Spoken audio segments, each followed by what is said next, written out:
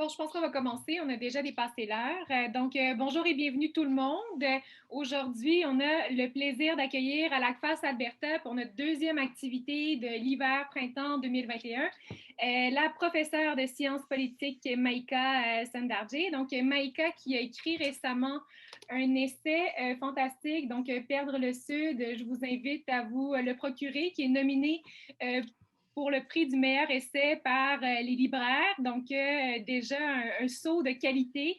C'est excellent. Elle va nous parler aujourd'hui de ses recherches. Maïka est professeure de sciences politiques, comme je le mentionnais, à l'École de développement international et de mondialisation de l'Université d'Ottawa. Et parallèlement à ça, chercheur postdoctoral Banting, si je ne me trompe pas. Donc, tu mènes les deux de front en ce moment, Maïka. Une femme bien occupée. On est très heureux qu'elle ait accepté aujourd'hui notre invitation de venir nous parler de ses recherches. Comment ça va se dérouler? C'est que Maïka va faire sa présentation qui va durer environ 40 minutes, puis ça va être suivi par la suite d'une période de questions. Donc, n'hésitez pas, si vous avez des questions, notez-les, puis à la fin, on pourra alimenter la discussion autour de ça. Et suivez-nous aussi, l'ACFAS Alberta, sur les réseaux sociaux pour voir les prochains événements qui s'en viennent. Ça promet d'être intéressant. Donc, dès le 8 mars, le lundi 8 mars, lundi matin, on a une conversation avec le grand chef de la nation, l'ancien grand chef de la nation Huron-Wendat, Conrad Sioui, avec des étudiantes également de l'Université d'Alberta qui vont nous parler de leurs initiatives au sujet des femmes autochtones disparues. Donc, prochain événement le 8 mars en matinée. Pour vous inscrire, ça se passe sur les réseaux sociaux, donc suivez ça. Et là-dessus, je cède la parole à Maïka. Merci beaucoup, Valérie. Merci tout le monde. Merci de l'invitation. C'est vraiment un honneur de participer à la communauté francophone de l'Alberta.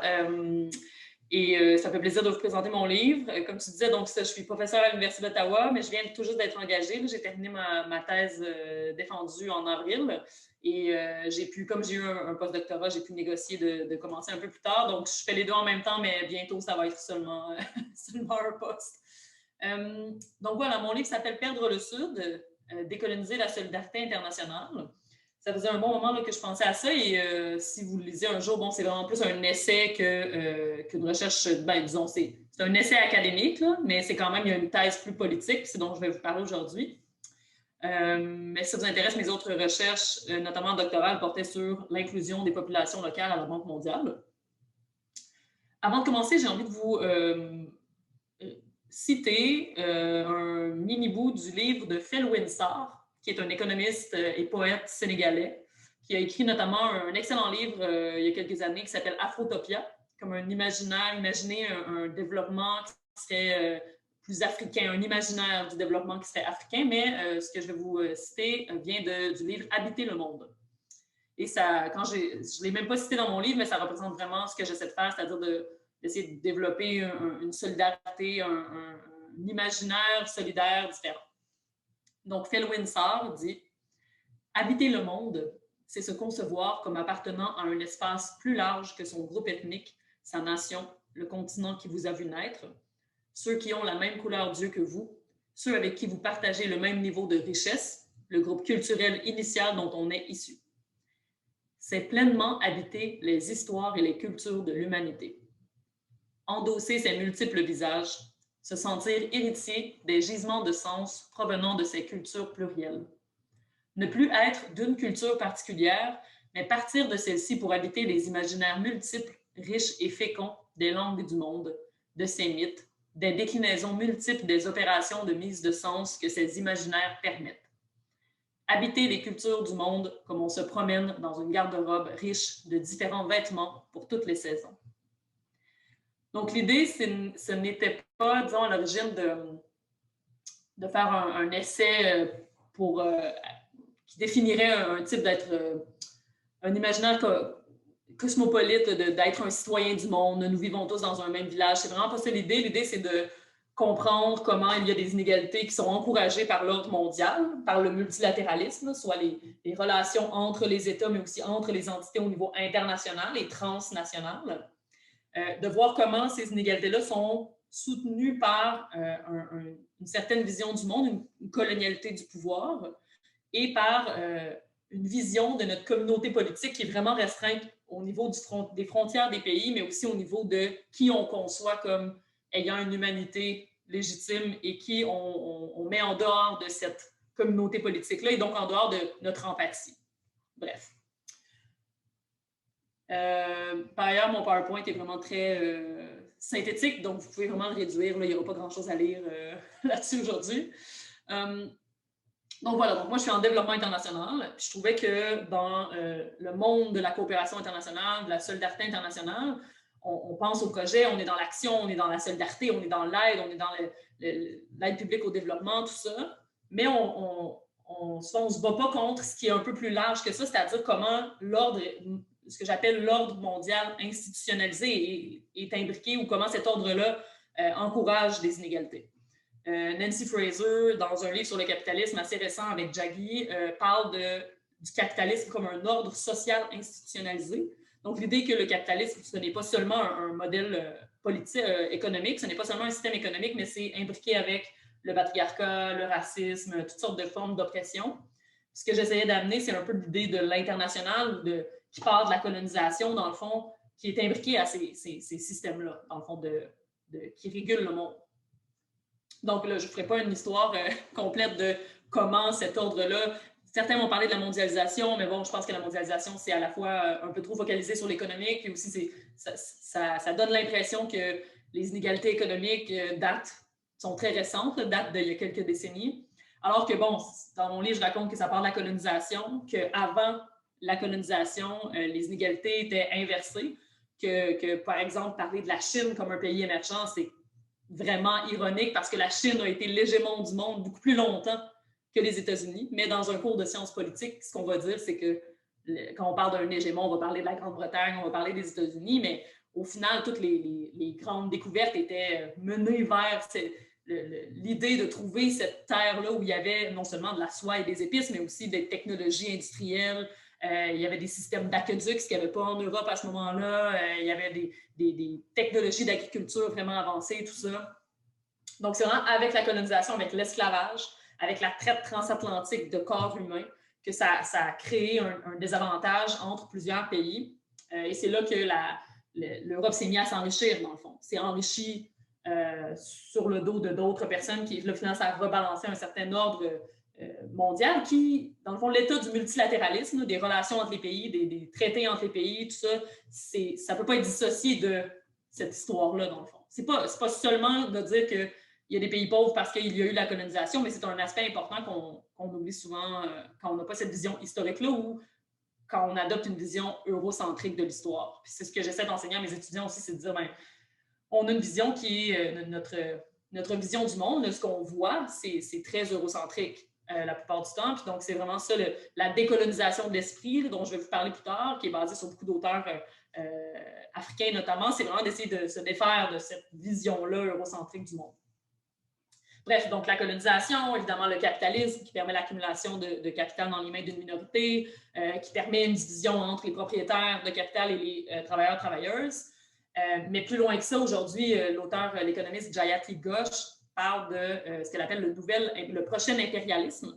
Donc, évidemment, elle dit, bon, il n'y a plus de colonisation comme on l'entend, mis à part, évidemment, là c'est ma note de votre page, mis à part avec les populations autochtones ici, avec notamment la Palestine, les Ouïghours en Chine, ou bon, le Tibet. Il y a quelques petites communautés qui sont encore colonisées au sens fort du terme, par un contrôle politique et économique d'une autre nation. Mais il y a quand même une forme d'impérialisme qui est plus diffus. Puis Jayati Ghosh parle donc de, par exemple, les relations de pouvoir quand on signe des traités économiques ou pour le service de la dette. Donc, il y a des pays qui vivent encore, même on n'est plus sous le consensus de Washington, mais il y a plein de pays qui vivent encore sous une relation dans une relation de pouvoir parce qu'ils doivent rembourser une dette à des pays du Nord ou bien à des banques privées. Donc, ça fait un débalancement de pouvoir. Ou encore à la Chine. On a beaucoup vanté les prêts de la Chine à l'Afrique depuis, une dizaine d'années, je dirais, mais dans beaucoup de prêts concessionnels que la Chine fait à des pays africains, donc des prêts à zéro taux d'intérêt, il y a un petit caractère que si les pays ne paient pas, la Chine peut s'approprier des ressources naturelles. Donc, c'est une autre forme de pouvoir qui est moins politique, mais quand même qui crée ce que Ghosh appelle un nouvel impérialisme.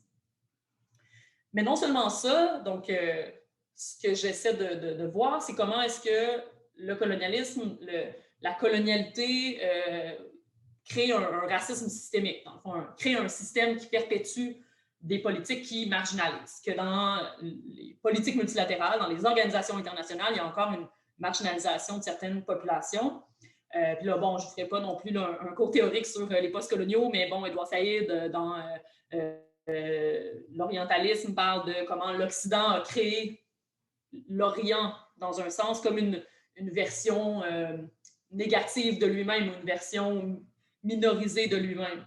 Puis ça, bien, on le fait souvent en développement international quand on va travailler avec des partenaires du Sud, quand on va faire du terrain, on va souvent se voir comme supérieur. Puis c'est quelque chose de très pernicieux, c'est quelque chose de très subjectif. C'est la colonialité du pouvoir, ça va jusque dans notre subjectivité quand on interagit avec des gens, puis c'est ça qu'il faut se défaire. C'est ce qui crée notre vision du monde. Cette vision-là fait que on va, par exemple, victimiser des femmes voilées, on va victimiser des femmes africaines, on va, ça dans nos projets, dans nos politiques, puis dans le type d'accord qu'on signe, ça paraît. Le fait qu'il n'y a pas de femmes, beaucoup de femmes noires qui ont été dans des situations de pouvoir dans les organisations internationales, c'est un signe. Puis là, on vient d'élire à l'OMC, à l'Organisation mondiale du commerce, la première femme et la première femme africaine. Et ça a pris, tu sais, depuis le début de l'organisation, c'est vraiment une nouveauté là, que dans la plupart des grandes organisations, il y ait une femme une femme déjà, puis une personne qui n'est pas blanche.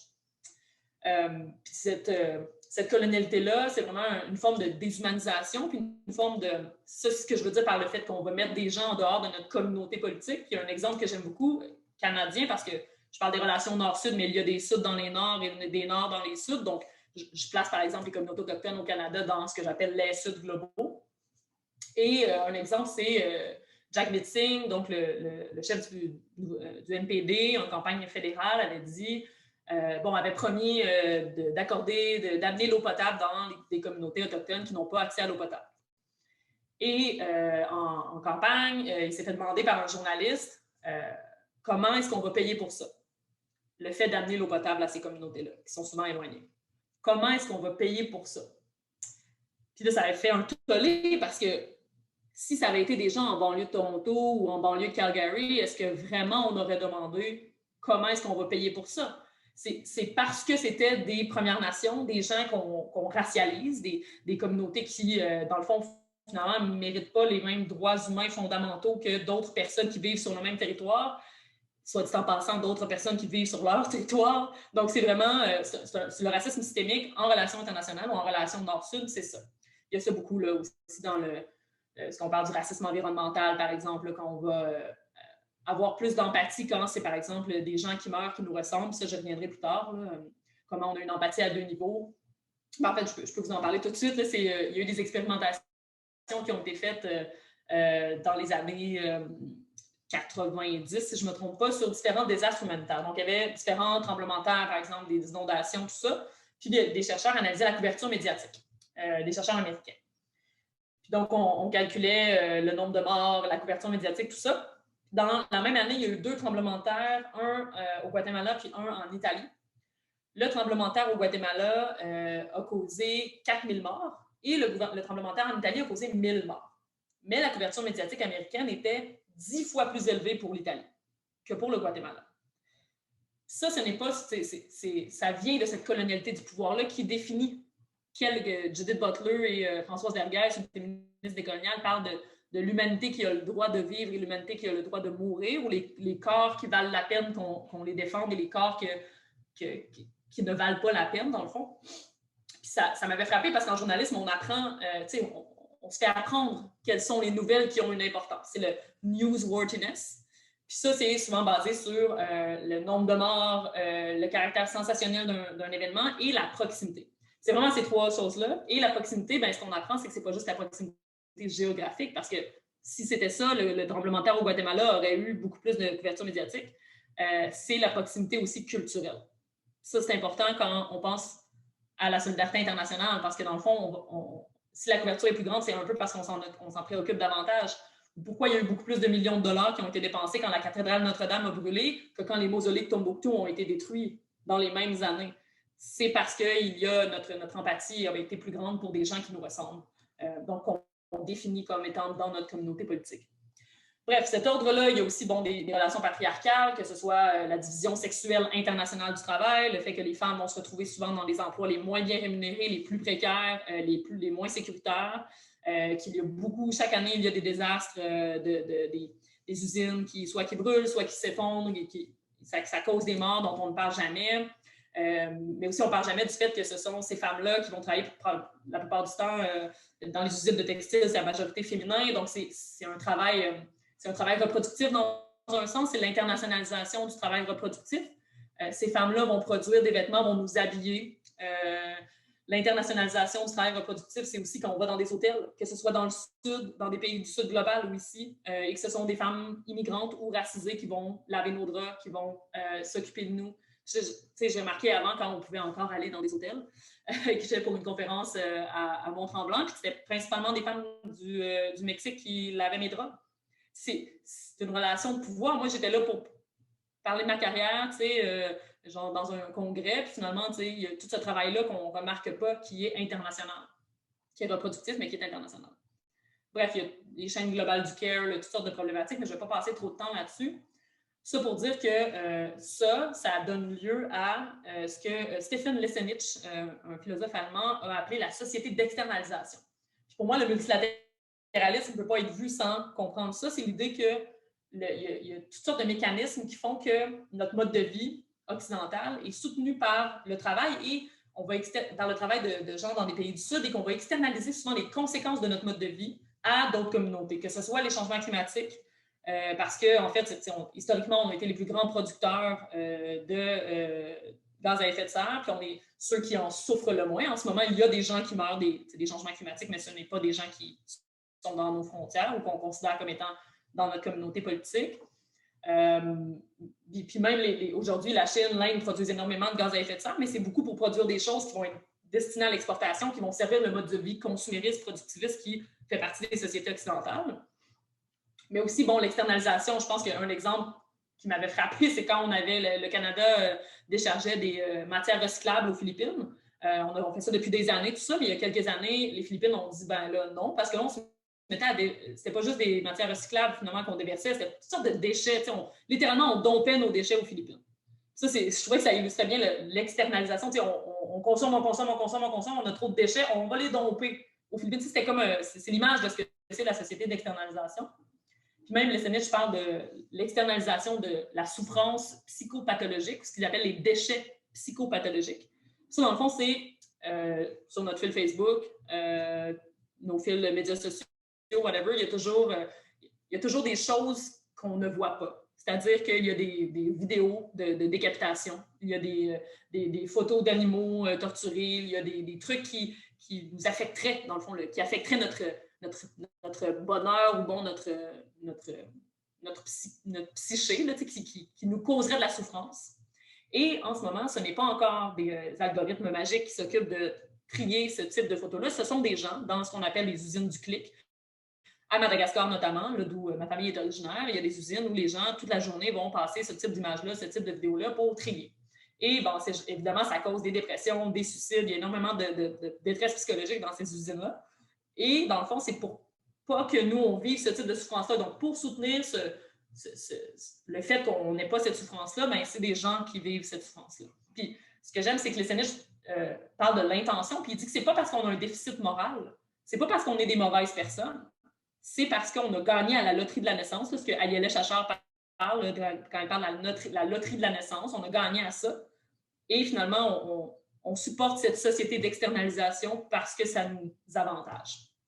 Puis Fell-Windsor, on parle des humanités subalternisées, puis comment notre capacité d'indignation et de mobilisation, comment aussi on va invisibiliser des mouvements sociaux du Sud. Là, quand je me rappelle la photo où il y avait Greta Thunberg avec deux militantes suédoises pour le climat et Vanessa Nakate, qui est une militante ougandaise pour le climat. Et l'American Press avait coupé Vanessa Nakate, qui était la seule femme noire sur la photo, pour garder seulement les 3 jeunes femmes blanches devant les montagnes suisses lors d'un sommet. Puis ça avait fait un tollé finalement parce que ça prouvait que ce qui fait dans notre image du mouvement social international, c'est des Greta Thunberg. Et bien qu'elle soit neuroatypique, elle est quand même soutenue par une entreprise de communication, puis elle est blanche, elle passe bien, elle est jeune, mais ça fit avec, versus Vanessa Nakaté, qui est aussi une militante, ou Automne Pelletier, qui est une autochtone, qui a même parlé à l'ONU, qui a beaucoup moins de visibilité, mais pourtant se bat depuis des années aussi pour l'accès à l'eau. Elle parle beaucoup de ce lien-là des premiers peuples avec la terre, tout ça, ou le combat de Maxima Acuna, qui est une autochtone au Pérou, qui se bat contre une minière américaine depuis des années, une minière qui était d'ailleurs financée par la Banque mondiale, mais c'est un combat qu'on ne voit pas parce que ces humanités-là, on les subalternise, dans le fond. Puis dans le fond, dans mon livre, ce que j'essaie de faire, c'est une tentative, c'est un gros contrat, là, mais de penser à ce serait quoi un système où notre solidarité ne serait plus à deux niveaux. T'sais, comment est-ce qu'on peut établir plus de solidarité internationale qui soit basée non pas sur la charité, l'aide internationale, toute l'entreprise, la coopération internationale est beaucoup basée sur la charité, mais comment est-ce qu'on pourrait voir ça autrement pour vraiment avoir une solidarité qui est plus radicale, qui va dans le fond à la racine, le mot radical, c'est que ça va à la racine de l'oppression, puis de l'exploitation et de la dépossession, dans le fond. Puis, le mot solidaire vient du 15e siècle en France, dans la loi, ça voulait dire un commun à plusieurs. C'est quand des gens se mettaient ensemble pour posséder quelque chose à plusieurs. Puis je pense que quand on pense à l'humanité, ça devrait être ça devrait être un commun à plusieurs. Puis donc, toute la solidarité, ça ne devrait pas être basé sur une charité qui est souvent condescendante, entendons-nous, pour essayer de déconstruire ça, pour essayer d'avoir une réciprocité. Puis le point de départ de mon essai, c'était que je trouvais ça bizarre, en tout cas, que notre solidarité au Québec, au Canada, on a un système de redistribution. Puis on va le critiquer là, autour d'une sangria le vendredi soir, on va critiquer le système de santé, on va critiquer certains aspects de notre gouvernement, mais on est d'accord qu'il soit normal qu'il y ait une redistribution. Mais au niveau international, souvent, on va s'arrêter à la critique. Puis même, il y a beaucoup de féministes décoloniales qui m'inspirent, qui finalement, elles, en viennent à la conclusion qu'on devrait arrêter la coopération internationale parce que ça a créé plus de tort que de bien. Là, je suis d'accord avec le diagnostic. Je suis d'accord qu'il y a beaucoup de projets de coopération, il y a beaucoup d'organisations multilatérales qui ont perpétué du sous-développement ou qui ont encouragé cet ordre mondial-là dont je vous parlais plus tôt. Mais je pense que si au sein des nations, avec notre communauté politique, on pense que c'est nécessaire de redistribuer la richesse, selon moi, on devrait penser qu'à l'international, c'est nécessaire qu'on redistribue la richesse, mais d'une manière qui n'est pas condescendante. Donc, Naïma Amouni, par exemple, fait un appel à la solidarité qui, entre autres, répare les injustices passées. Puis il y a toute la discussion sur les réparations aujourd'hui. C'est notamment le fait que Haïti a encore une dette immense envers la France pour être devenu indépendant. C'est un non-sens. Cette dette-là, aujourd'hui, vaut des milliards de dollars. Haïti a remboursé à la France des milliards de dollars en dollars constants pour son indépendance, pour contrebalancer les propriétaires d'esclaves. Puis ça, à chaque fois qu'il y a eu... la fin de l'esclavage a mené à beaucoup de ce type de rétribution-là envers des anciens propriétaires d'esclaves. Puis aujourd'hui, quand on parle de réparation envers les personnes qui ont subi l'esclavage, bien, c'est comme si c'était un non-sens. Tu sais. Bref, puis dans le fond, c'est ça, la solidarité en termes décoloniaux, là, ça signifie vraiment une réciprocité. On doit se concevoir comme partenaire, comme étant réciproque dans l'établissement d'organisations et de projets ou en tout cas de solidarité internationale. Puis ça, c'est mon projet, l'internationalisme radical est basé sur 2-3 préceptes. C'est notamment féministe décolonial. J'essaie de voir comment... il ne faut pas dépolitiser le terme ni féministe ni décolonial, mais je pense que l'idée de revoir notre solidarité, de revoir à qui on accorde une humanité, c'est ça la décolonialité, c'est de déconstruire la colonialité du pouvoir, la colonisation de l'esprit, d'essayer de voir comment on peut réinventer le monde d'une manière qui est plus équitable. Bref, mais l'internationalisme méthodologique, c'est comment est-ce qu'on devrait intégrer une solidarité pour l'autre dans notre définition du politique, là, réaliser que l'international fait partie du national.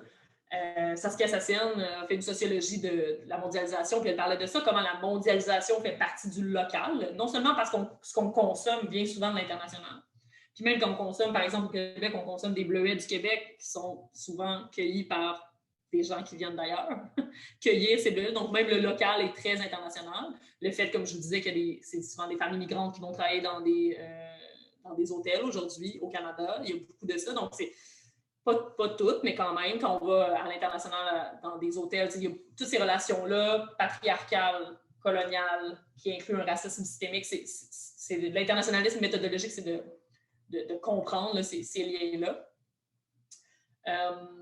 Quand je parlais de la société d'externalisation, quand on regarde notre Facebook, c'est de réaliser que c'est de l'international. C'est d'arrêter dans le fond, c'est d'arrêter de faire une division stricte entre ce qui est national et ce qui est international. C'est imbriqué, puis on devrait penser la redistribution et la solidarité aux deux niveaux.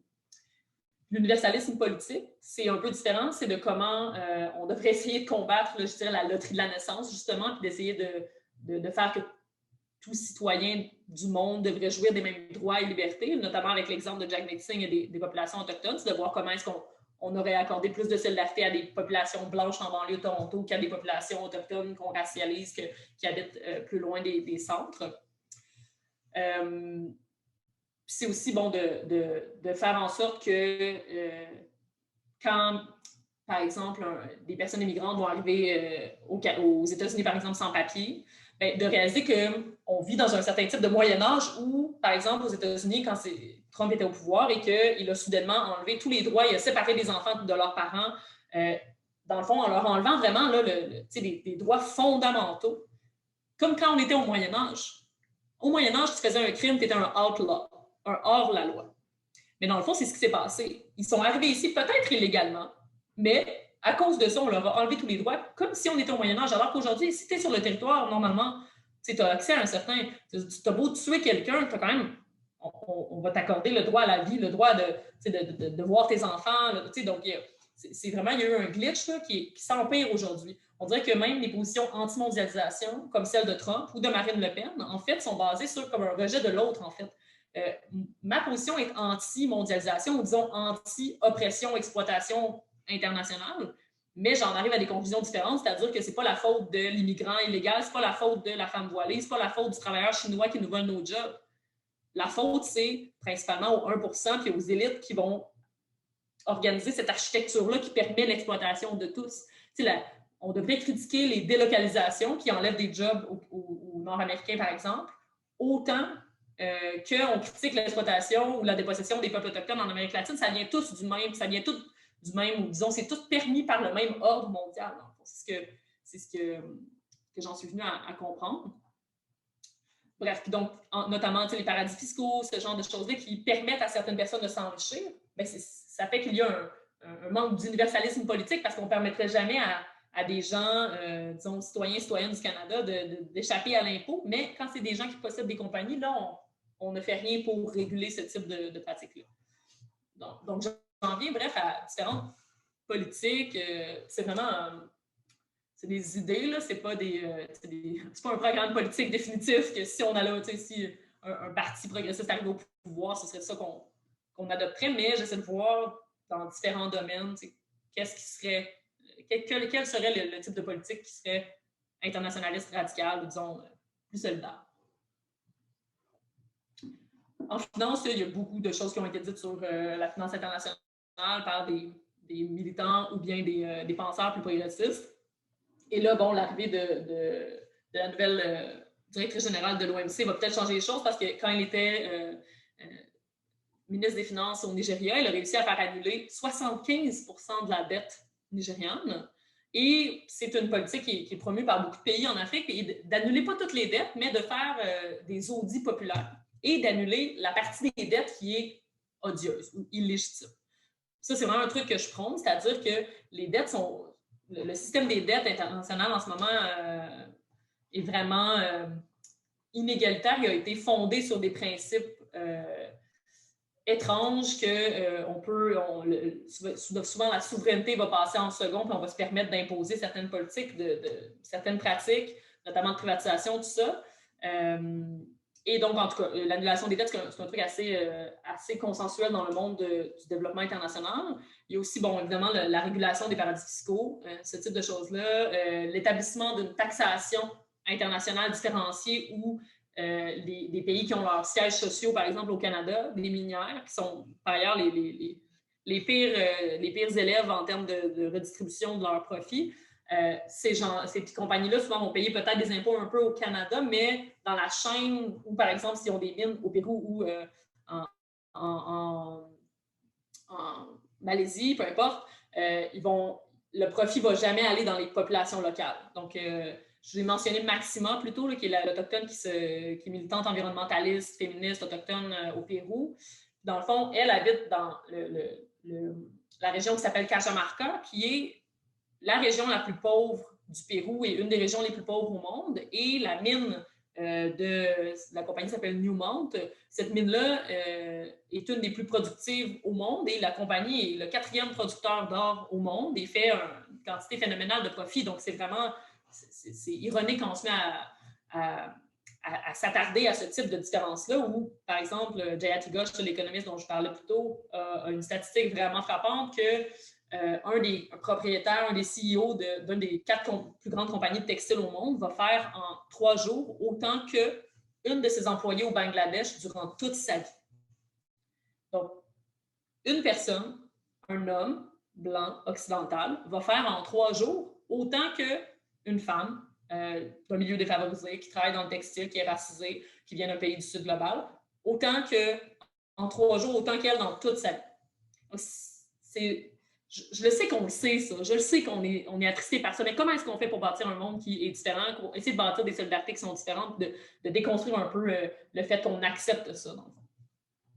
La propriété intellectuelle, bon, ben là, avec la COVID, c'est vraiment plus facile pour moi d'en parler parce que c'est, par exemple, c'est basé sur une critique de le TRIPS, l'accord sur la propriété intellectuelle, sur les brevets de l'OMC. C'est un accord qui, dans le fond, permet à des compagnies de faire du profit au détriment de la santé mondiale. C'est-à-dire qu'il y a des compagnies qui vont produire, par exemple, j'utilisais souvent avant l'exemple du VIH-Sida, donc la trithérapie, qui est la thérapie pour gérer les symptômes du sida, qui permet à des gens de vivre 30-40 ans malgré qu'ils ont contracté le VIH.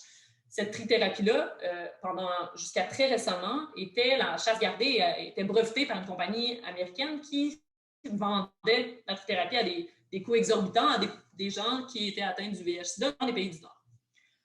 Et évidemment, en empêchant des compagnies africaines, par exemple subsahariennes, de produire des génériques à faible coût. C'est ça que ça fait le fait d'être un peu trop strict sur les brevets, sur qui a le droit de produire quoi. Ça ne protège pas l'innovation, ça protège les profits, au fond, principalement. Parce que ces compagnies-là feraient de l'argent quand même. En ce moment, il y a plusieurs compagnies qui produisent des vaccins contre la COVID-19.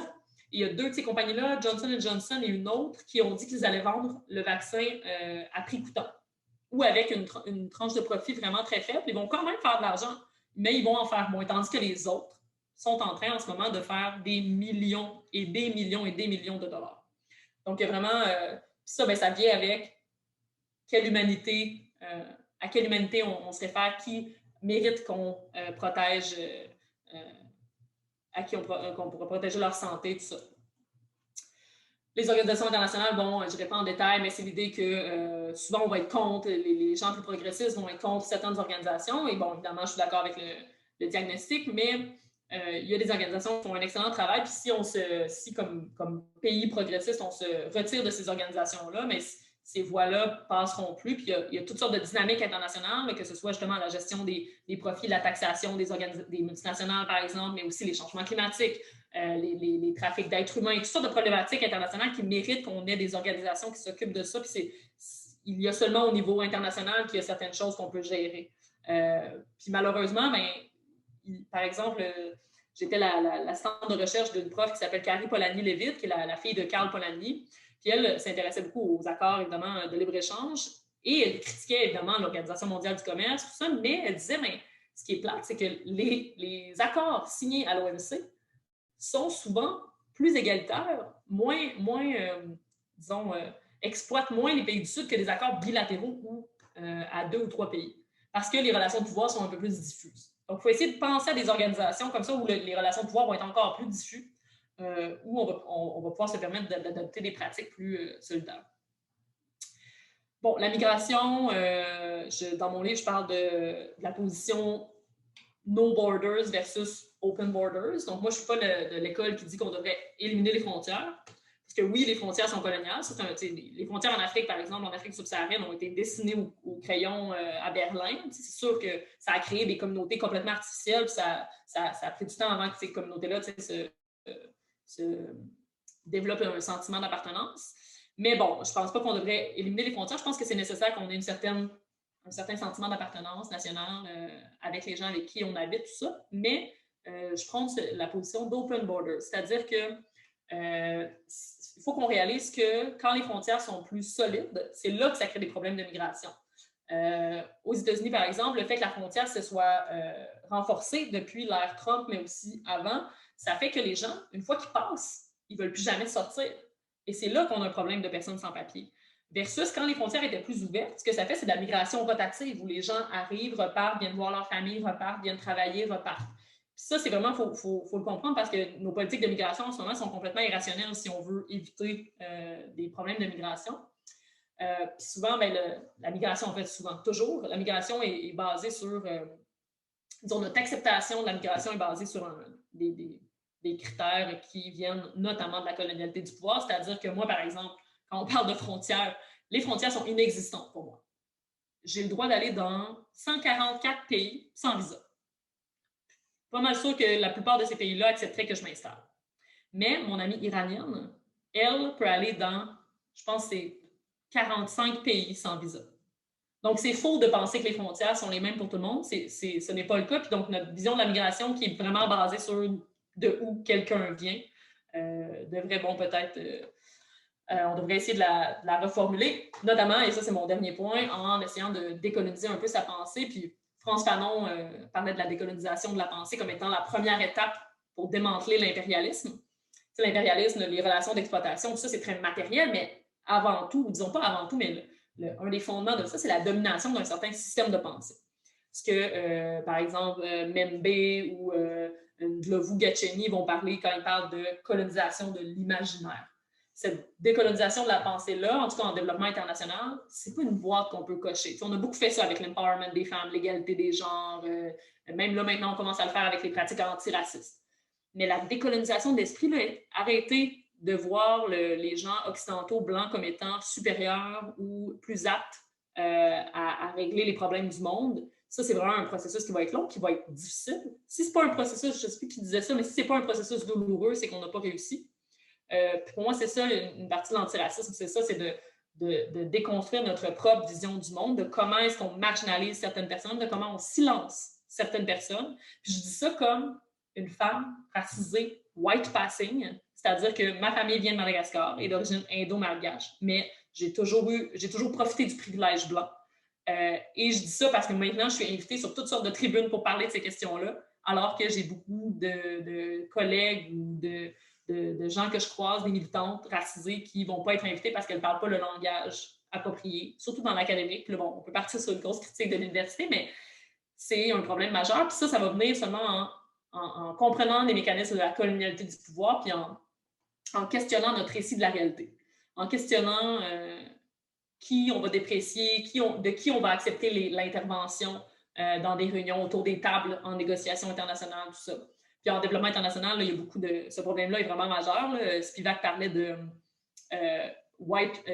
on va aller... Les white men save brown women from brown men. Donc, on va souvent victimiser les femmes du Sud, puis on va essayer de les sauver parce que on a ce complexe du sauveur blanc-là. J'ai un projet de recherche ces temps-ci avec des chercheurs en Ouganda là-dessus. C'est le complexe du sauveur qui soutient là, toute l'entreprise, la solidarité internationale. Fait que, bref, c'est un peu ça. L'idée, c'était de dire on doit quand même redistribuer, on doit essayer de bâtir des solidarités, mais de quelle manière, puis vers quel objectif. Voilà, je pense que j'ai fait 40 minutes pile. Oui, merci. Exactement 40 minutes. Super, Maïka. Bon respect du temps.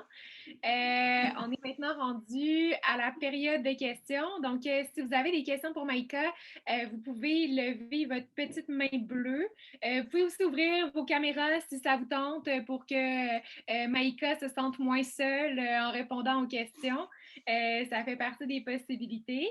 Donc voilà, je vous laisse la parole à ceux qui ont des questions. Vous pouvez lever la main.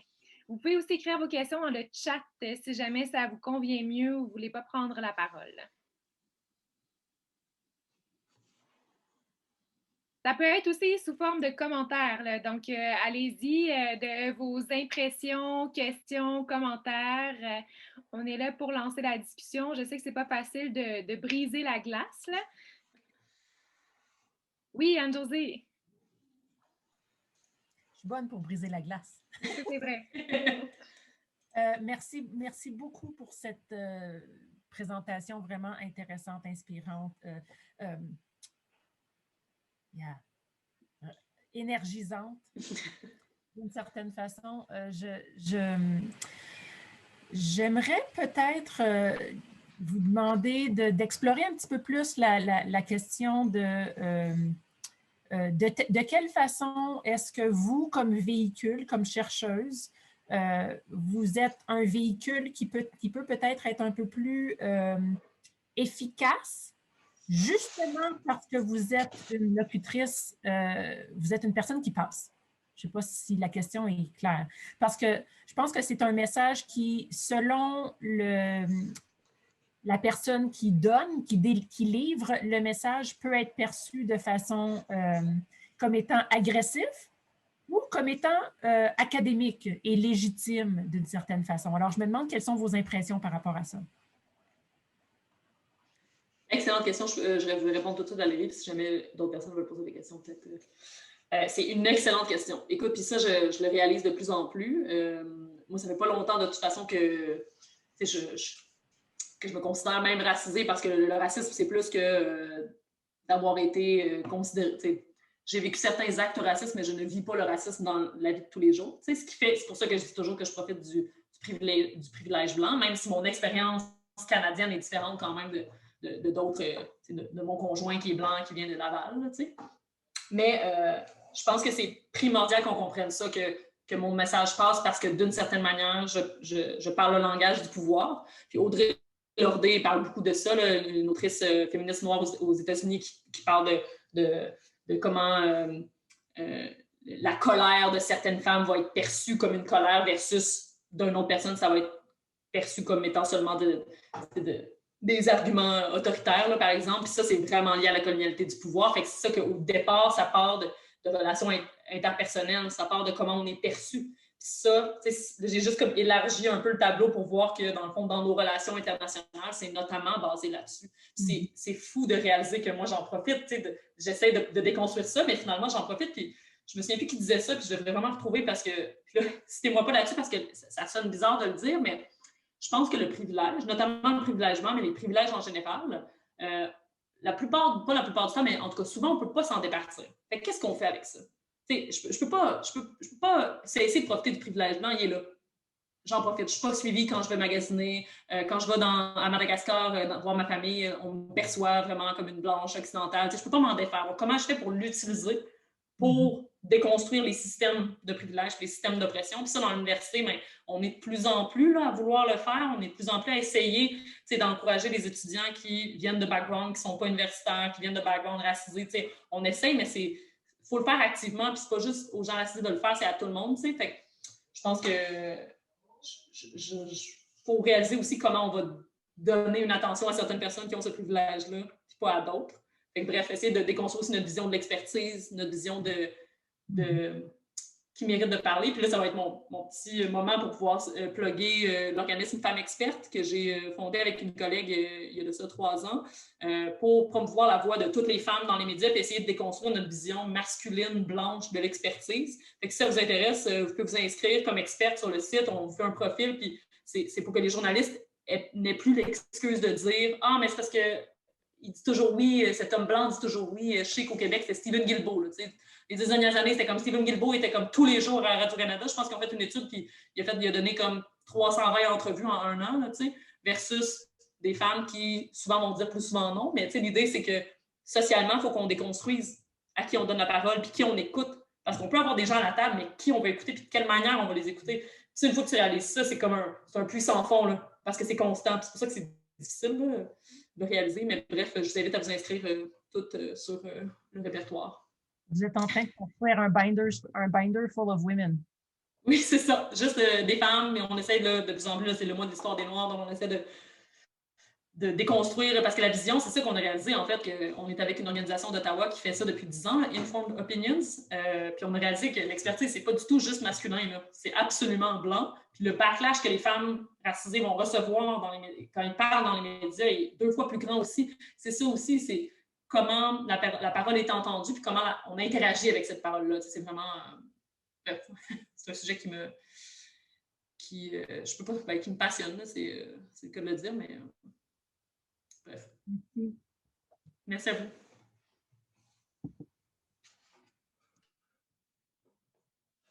Je vois que mon micro n'était pas ouvert. Malgré toutes mes heures de Zoom, j'ai encore des petits glitches. Donc oui, Chiara, la parole est à toi.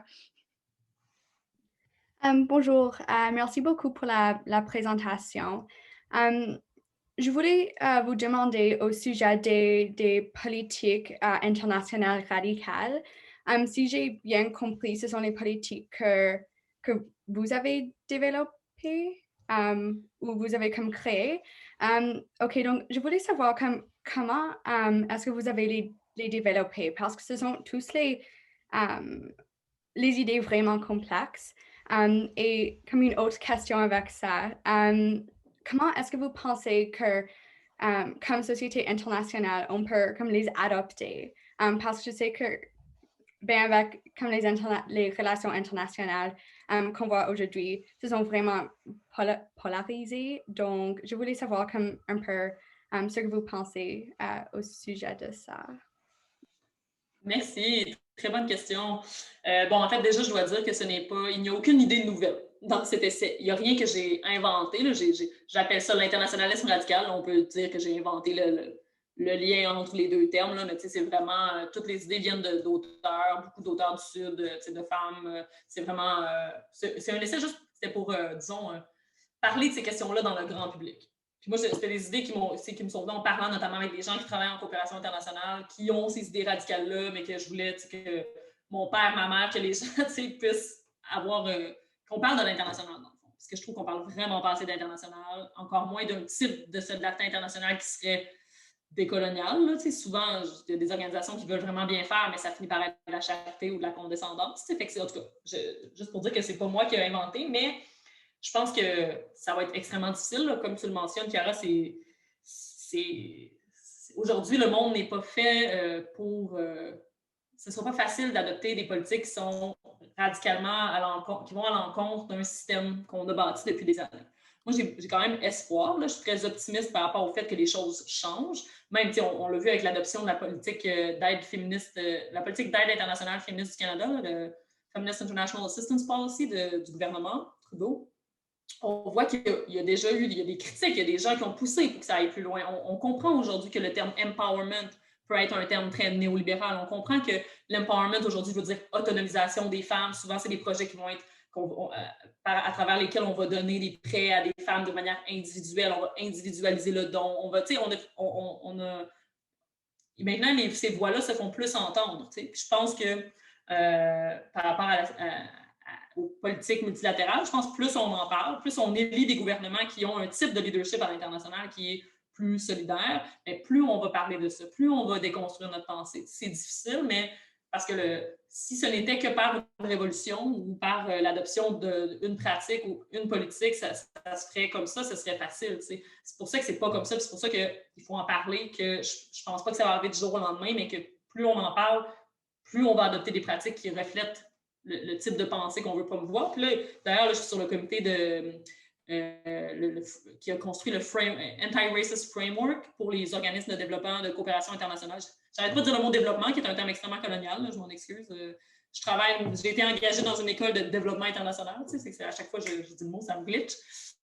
Mais bref, tout ça pour dire qu'il y a ce groupe-là consultatif qui a essayé de bâtir un framework pour les organismes de coopération internationale qui est basé sur des principes, pas décolonial, parce que ce serait ambitionné, là, ce serait de dépolitiser le terme un peu trop, mais des principes antiracistes qui essaient de voir comment est-ce qu'on peut mesurer les inégalités puis la colonialité du discours, tout ça. Donc, il y a des choses qui se font.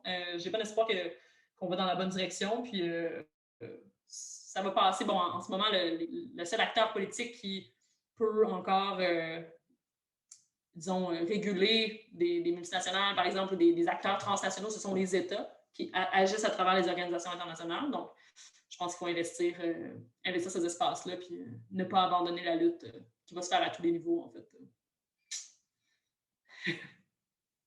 Merci beaucoup. Merci, Kiara et Maïka. Est-ce qu'il y a d'autres questions? Oui, Benjamin. Merci encore pour votre excellente présentation.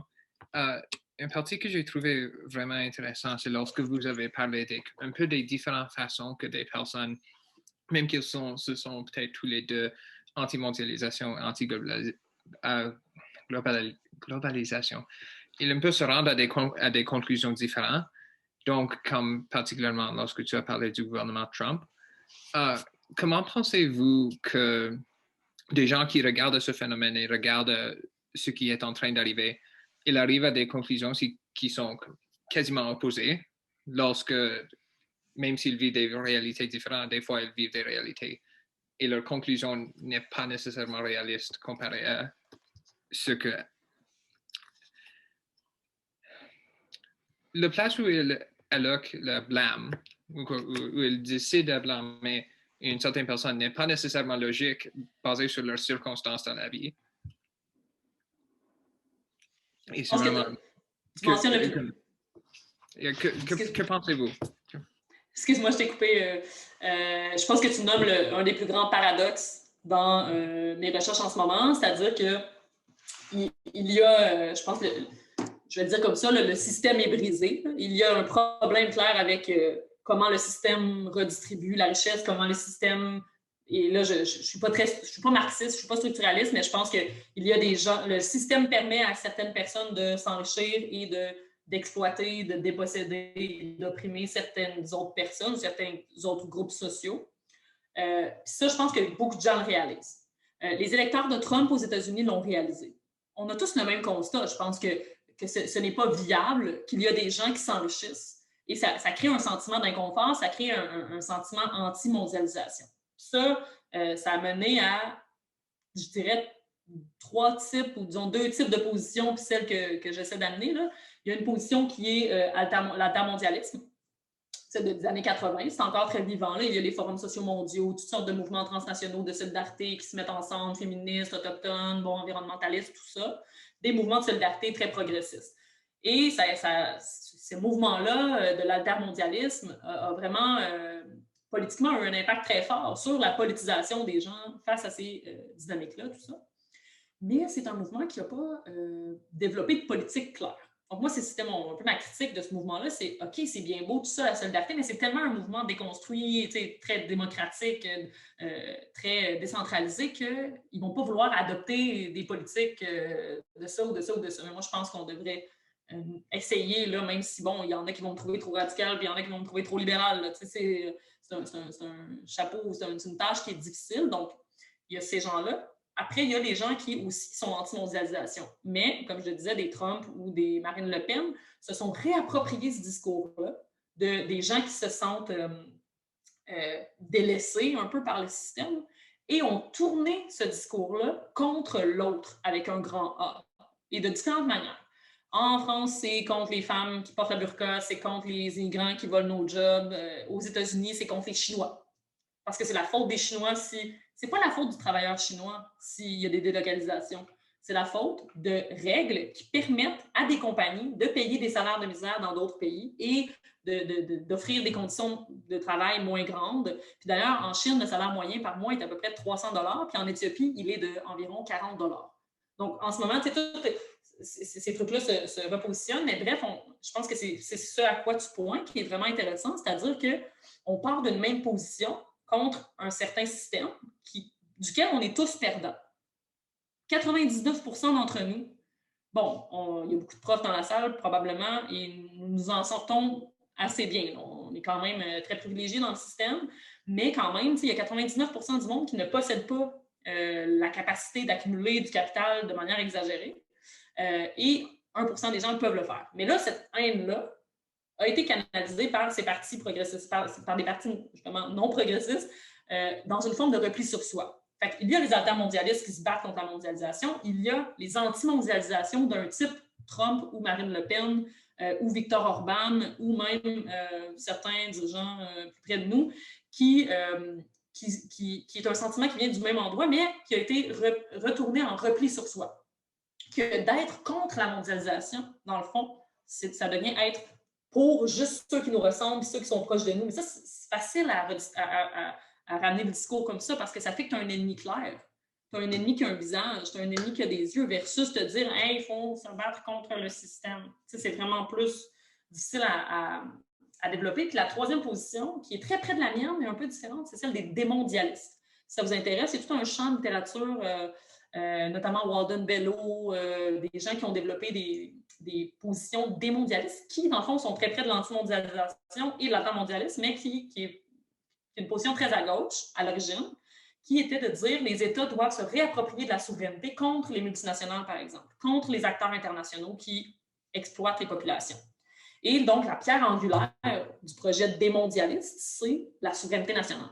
Fait que ça a souvent été repris par des partis plus souverainistes. Ici au Québec, il y a des jeunes souverainistes québécois qui ont repris cette position-là en disant on est anti-mondialisation, on est anti-néolibéralisme, on doit faire l'indépendance pour que le Québec ait du pouvoir face aux compagnies, par exemple. Mais moi, ce que je critique de ça, c'est que si un pays reprend du pouvoir face à des acteurs internationaux, ça ne veut pas dire que le système va s'effriter, au contraire. Si on se retire, parce que ces positions-là souvent vont prôner aussi un retrait des organisations internationales qui ont perpétué le sous-développement, tout ça. Donc, encore là, je suis d'accord avec le diagnostic. Mais si on se retire de ces organisations-là, ce que ça va faire, c'est que ces voix-là ne seront plus entendues, puis on ne va pas pouvoir bâtir des organisations internationales pour gérer les problématiques transnationales, des organisations qui seraient plus progressistes. Donc, moi, c'est comme je sors un tout petit peu de la démondialisation pour développer ce que j'appelle l'internationalisme radical. Mais tout ça, c'est une question de comment on... C'est pour ça que je dis que c'est la colonialité du pouvoir à la base, parce que beaucoup de ces choses-là partent de comment on définit le problème, comment on définit la solidarité, comment on définit l'ordre des choses. Dans le fond, c'est quoi notre récit sur la réalité. Donc, c'est pour ça que je parle de décolonisation de la pensée, finalement. Oui, merci. C'était parfait. Mes excuses pour la formulation un peu confuse. C'était une question un peu large. Je ne savais pas exactement comment la canaliser, mais vous avez fait excellent. Parfait. Merci beaucoup. Tu m'as donné une softball. J'avais quelque chose de... C'est parfait. Merci beaucoup. Merci, Benjamin. Est-ce qu'il y a d'autres questions ou commentaires dans la salle? Oui, Guillaume. Je lève la main parce que j'ai réalisé que je ne peux pas avoir le petit icône bleu, la petite main bleue, je crois, mais bref. Je ne peux pas m'empêcher de poser la question, Maïka.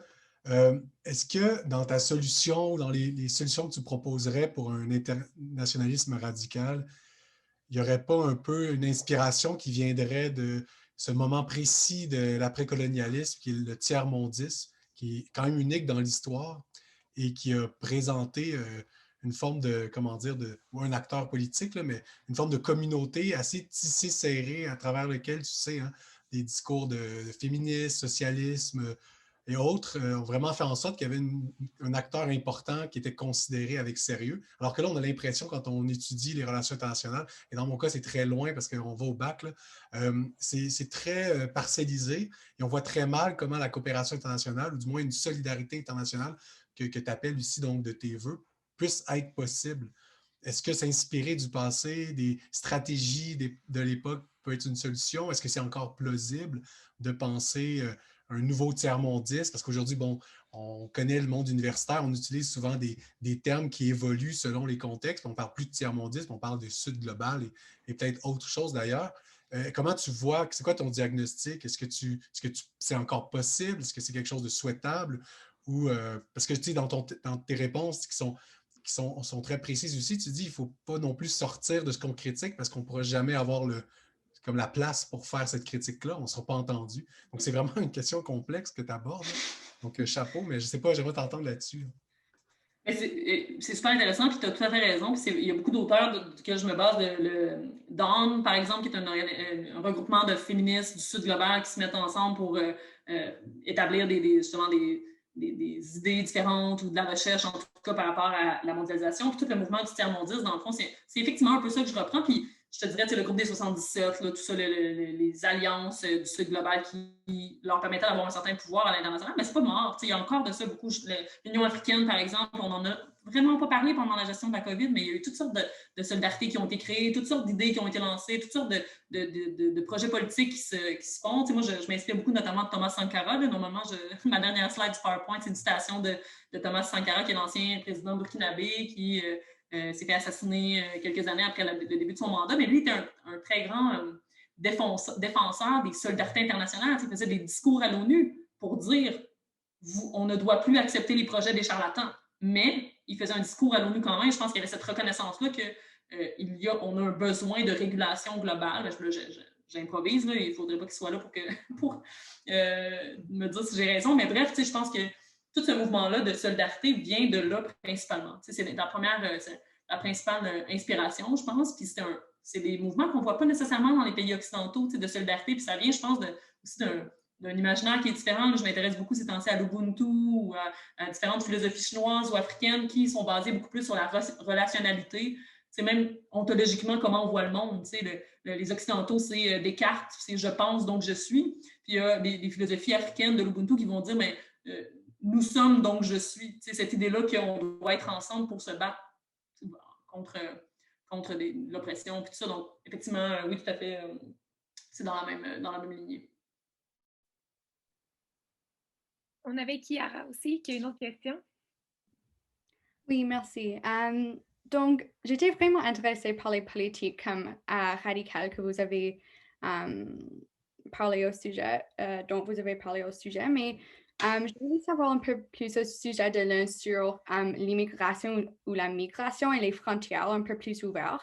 Et est-ce que vous pouvez parler de ça un peu plus, mais aussi comme dans le contexte de la pandémie?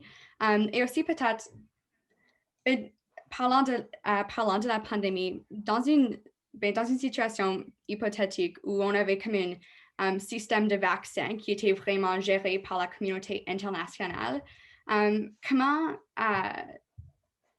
décidons-nous comment on donnait des vaccins aux différents pays, ou même si on n'a pas cette conception des pays avec des frontières plus ouvertes, comment gérer tout ça? Mm-hmm. Et c'est des grosses questions pour la fin d'une conférence, mais je vais essayer de répondre. Donc, par rapport je vais y aller. Je pense que la question des vaccins va être plus représentative de ce que tu poses comme question. Il y avait l'initiative COVAX, qui était l'alliance internationale qui était chapeautée par l'Organisation mondiale de la santé, qui, dans le fond, n'était pas basée seulement sur une solidarité. Ce n'était pas un argument éthique. L'organisation, dans le fond, les gens devaient acheter par COVAX les vaccins aux compagnies pharmaceutiques, et les vaccins allaient donc acheter des vaccins par là, mais les pays à plus faible revenu avaient les vaccins gratuitement. Et ça, c'était l'idée de vacciner 3% de la population et là, jusqu'à 20% de la population, ce qui fait que, en fait, c'est la seule solution pour qu'on puisse réouvrir les frontières. Ça n'est pas rationnel de vacciner 95% de la population canadienne si il y a 10% s'il y a 2% de la population en Afrique du Sud qui est vaccinée. Ça ne fait pas de sens, logiquement. C'était pas une question éthique, c'était vraiment... c'est pour ça que je pense qu'on peut redéfinir la solidarité dans ces questions-là, parce que par rapport au vaccin, c'est un problème global. Mais tous les problèmes aujourd'hui sont globaux. C'est pour ça qu'on doit s'affairer à régler ces problèmes-là ensemble. La migration, c'est un excellent exemple. Puis je pense, avec la COVID, on va voir comment ça va orienter les mouvements de migration, mais ça va être encore plus important de penser à ça. T'sais. Là, on a vu que le vaccin traversait les frontières, mais tous les problèmes traversent les frontières. Je trouve que c'est vraiment représentatif de l'importance de bâtir des alternatives, puis notamment par rapport aux frontières, là, qui sont extrêmement violentes. Mais bref, il fallait qu'on aille prendre un café parce que je pense que ça va prendre plus que ça pour répondre à ta question, mais merci en tout cas. Oui, merci Chiara. Est-ce qu'il y a d'autres questions ou commentaires? Guillaume. Ensuite, Daniel. En fait, non, Guillaume, tu as déjà parlé, donc on va aller avec Daniel Diem qui a sa main levée.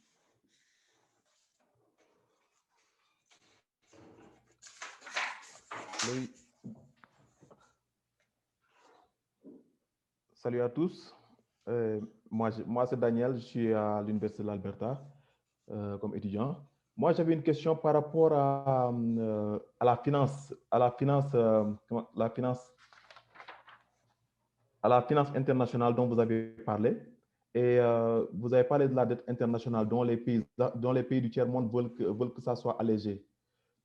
ne pensez-vous pas que, parce que à mon avis, parce que nous sommes dans un cercle vicieux où même si on annule la dette, ces pays vont tout le temps demander de l'aide.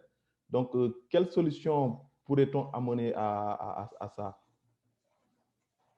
C'est aussi une grosse question. Merci beaucoup, Daniel. Effectivement, si on annule les dettes, puis soudainement on se remet à accorder des prêts au taux d'intérêt ou même des prêts concessionnels sans fin, le cercle vicieux ne sera pas cassé. Puis ce qui est, bon, l'angle mort de mon approche, c'est que je me positionne pas par rapport aux politiques nationales des pays parce que je pense que je n'ai pas l'expertise de le faire. Fait que je pourrais, évidemment, je pense que les pays devraient favoriser le développement des entreprises nationales. Je pense que les pays devraient se diversifier. Je pense que les pays devraient moins privatiser leurs entreprises nationales. Donc, il y a toutes sortes de choses que je pense, mais qui ne sont pas, que je n'ai pas une connaissance fine de chacun des pays. Donc, ça, c'est vraiment à chaque pays de le faire. Moi, je me positionne vraiment sur les politiques internationales. Fait que c'est vraiment, c'est ça le scope condition, là, je dirais, de mon approche, c'est que ça se limite à des choses qui se passent entre les pays. Mais je pense qu'il y a eu des cas où ça a favorisé le développement. Je pense qu'il y a toutes sortes de critiques à faire, mais l'initiative, le Highly Indebted HIPC, Highly Indebted Poor Countries, je pense que c'est le HIPC à la Banque mondiale dans les années 90. Ça a fait qu'il y avait annulé beaucoup de dettes de certains pays qui, après ça, on fait des choix, différents choix. Il y en a qui ça les a vraiment propulsés, il y en a d'autres que moins. Le cas du Nigeria est un de ceux que ça a propulsé. L'Argentine, quand l'Argentine a refusé de payer sa dette dans les années 80, ça a aussi propulsé l'Argentine. Ça a permis d'avoir un levier parce qu'après ça, tu payes moins d'intérêts, fait que tu peux mettre tes postes budgétaires ailleurs. Donc, moi, c'est vraiment, malheureusement, c'est vraiment à ce niveau-là que je me soutiens. Évidemment, je pense que l'idée, je pense que c'est Thomas Sankara qui disait ça aussi, on veut de l'aide pour se permettre de se débarrasser de l'aide. L'idée, c'est de redistribuer, mais jusqu'à un stade où on n'a plus besoin de redistribuer parce que on a un stade de développement où on n'a plus besoin, on ne se base plus là-dessus pour bâtir notre budget. Mais ça, c'est chaque pays qui doit en décider pour lui-même, évidemment. Mais tous les pays s'endettent. Le Japon est le pays le plus endetté au monde. On ne parle pas du Japon comme un pays sous-développé aussi. Dans le sens où je pense qu'il faut essayer de revoir aussi qui on considère comme développé et sous-développé. J'ai écrit un article récemment dans Le Devoir là-dessus, la colonialité de ces termes-là. Pourquoi est-ce qu'on critiquerait un pays, par exemple, je ne sais pas moi, le Sénégal, s'il y a un tel niveau d'endettement, alors que le Japon est endetté à 300% de son PIB national. En tout cas, il y a ça aussi à prendre en compte. OK, parce que moi, je pense que pour la plupart des cas, dans 90% des pays africains, la dette va plus dans les poches des dirigeants que dans le gouvernement, dans le développement local. Donc, ça ne servirait à rien. Donc, parce que si l'on voit que à Djibouti ou bien dans un pays proche de Djibouti, ils ont perdu une partie de leur port parce qu'ils ne peuvent plus payer leurs dettes. Donc, ils étaient obligés de céder cette partie du port pour que les Chinois gèrent ça pour 90 ans, pour qu'ils puissent récupérer leur argent. Mais c'est ça. Pour moi, c'est des dettes qui devraient être considérées comme illégitimes. Quand on réalise qu'il y a des gouvernements qui s'en sont mis plein les poches, les populations devraient pouvoir dire « on n'aurait pas dû donner ce prêt-là, on n'en a pas profité et on annule cette partie de la dette-là pour pas que les générations futures en soient encore tributaires. » C'est ça qui s'est passé en Haïti. Il y a eu une dette à rembourser au début quand ils ont eu leur indépendance, puis après ça, jusqu'à aujourd'hui, ça impacte le développement économique.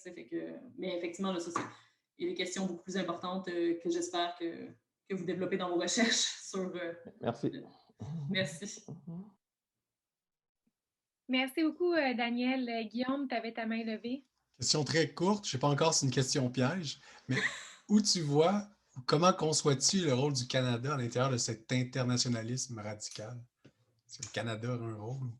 Ouais. Juste entendre là-dessus. C'est intéressant parce que je n'ai jamais eu cette question-là dans toutes les conférences que j'ai données, mais c'est une bonne question.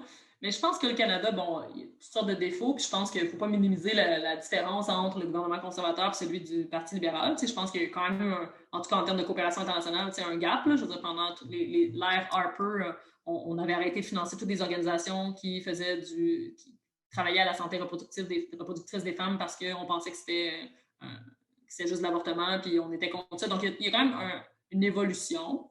Mais je pense que le leadership de Justin Trudeau est basé beaucoup sur un internationalisme libéral qui, bon, est une version du multilatéralisme qui est moins pire que d'autres. C'est moins pire que Trump, par exemple. Joe Biden est moins pire que Trump en termes de multilatéralisme. Mais après ça, moi, ça va vraiment plus loin. C'est de dire, ben, on doit reconnaître, par exemple, le travail reproductif des femmes. On doit adopter des pratiques féministes qui sont beaucoup plus radicales, qui, si, par exemple, ben, on fait un projet d'empowerment des femmes au Guatemala, ben, de réaliser que ces mêmes femmes-là vont immigrer au Canada pour occuper des postes, par exemple, de travailleuses ménagères ou de nounous dans des familles, de prendre ça en compte parce que l'internationalisme libéral est beaucoup plus soft. C'est plus pour faire du Canada un leader sur la scène internationale. Moi, je pense que c'est au-delà de ça, mais je pense quand même que le Canada, historiquement, a été dans l'équipe de la Norvège, par exemple, de la Suède, dans le développement de projets internationaux qui étaient un peu plus progressistes. Bon, donc, j'ai espoir, mais en même temps, c'est dans les pays, disons, dans les pays occidentaux qui me donnent plus espoir en ce moment parce qu'on voit que d'autres pays comme la France, comme la Grande-Bretagne, comme les États-Unis sont en complète chute libre en termes de solidarité internationale. Merci. Merci beaucoup. Est-ce qu'on a d'autres questions ou commentaires?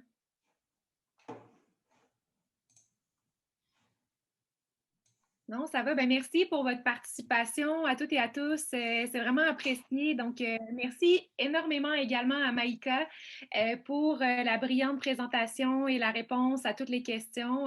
C'était vraiment passionnant. Donc, merci d'avoir pris le temps de rencontrer les gens de l'ACFAS Alberta et de permettre à la recherche de vivre en français dans l'Ouest canadien. C'est extrêmement apprécié. Puis, continuez à nous suivre sur les réseaux sociaux aussi. Merci beaucoup. Bonne fin de journée. Merci.